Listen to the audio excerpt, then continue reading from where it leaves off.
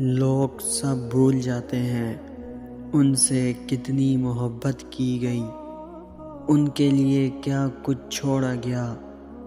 آپ کو رونق دیا جاتا ہے، آپ شاید وقت کے ساتھ وہ تکلیف، وہ اذیت بھول جائیں، لیکن اللہ اپنے بندے کے ساتھ کی گئی زیادتی، اس کی اذیت کبھی نہیں بھولتا۔ تم ماضی کے دکھ بھول جاؤ گے، اللہ تمہیں اتنا نوازے گا، ذرا انتظار کرو۔ تمہاری دعا اور تمہارا صبر ضائع نہیں جائے گا۔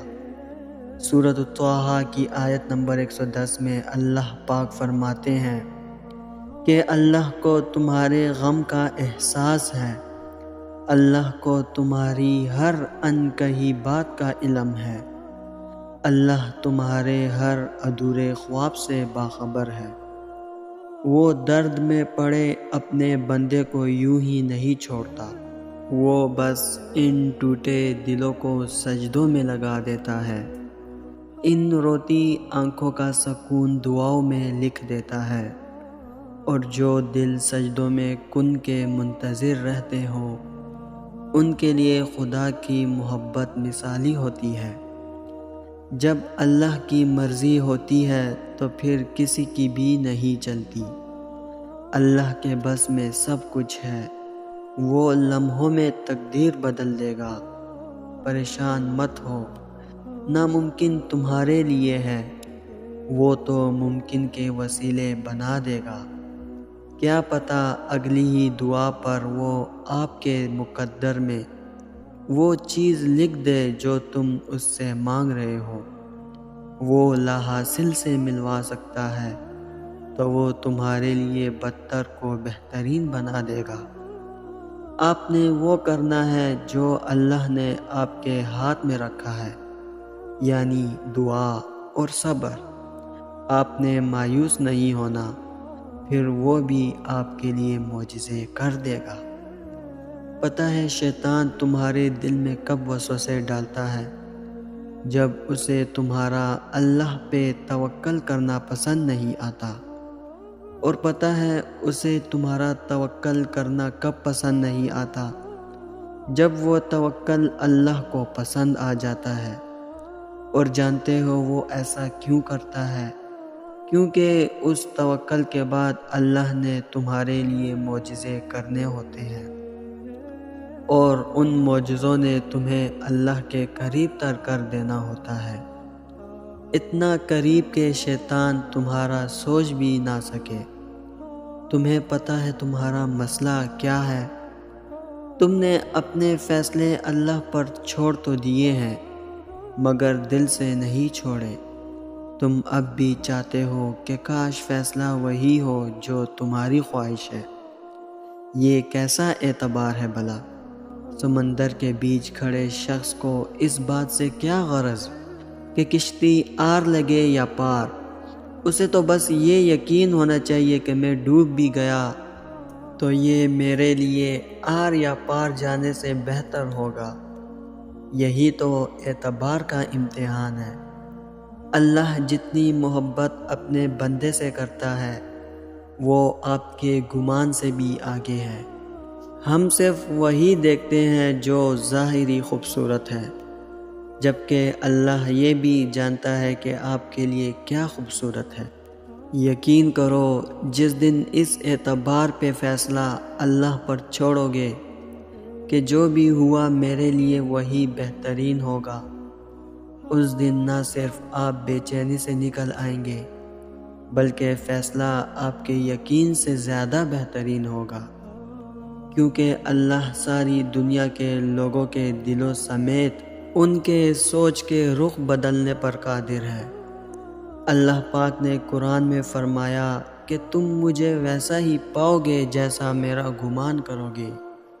یہ ہم سب پڑھتے ہیں لیکن سمجھتے نہیں۔ تم جانتے ہو کہ حضرت موسیٰ علیہ السلام کے پیچھے فوج لگی ہوئی تھی، تب اللہ نے کیوں سمندر کو 2 حصوں میں بانٹ دیا؟ تم جانتے ہو کہ حضرت ابراہیم علیہ السلام کو آگ میں جانے کا حکم دیا گیا تو کیوں اس نے آگ کو ٹھنڈا کر دیا؟ تم جانتے ہو کہ کیوں اس نے حضرت یوسف علیہ السلام کو کنویں میں بھی پالا؟ کیا تم جانتے ہو کہ کیوں اس نے ہاجرہ علیہ السلام کو صحرا میں بھی زمزم دیا؟ کیوں حضرت یونس علیہ السلام کو مچھلی کے پیٹ میں بھی محفوظ رکھا؟ کیوں حضرت زکریا علیہ السلام کو عمر کے آخری حصے میں بھی اولاد سے نوازا؟ ان سب میں ایک چیز مشابہ تھی، یقین۔ ان میں سے کسی نے بھی ہمت نہیں ہاری۔ انہوں نے یقین رکھا کہ اللہ راستہ نکالے گا، اور دیکھو اللہ نے راستہ نکالا۔ وہ سب اس پر یقین رکھ کر آگے بڑھتے رہے، اور دیکھو اس رب نے بھی انہیں مایوس نہیں کیا۔ اور توکل تو یہ ہے کہ راستہ نہ ہو اور تم کہو اللہ راستے بنانے والا ہے، اور جب تم اس کا اچھا گمان رکھو گے تو یقیناً سب اچھا ہی پاؤ گے۔ کچھ باتیں صرف بندے اور رب کے درمیان راز ہوتی ہیں۔ کچھ مسکراتے چہرے صرف اللہ کے آگے روتے ہیں۔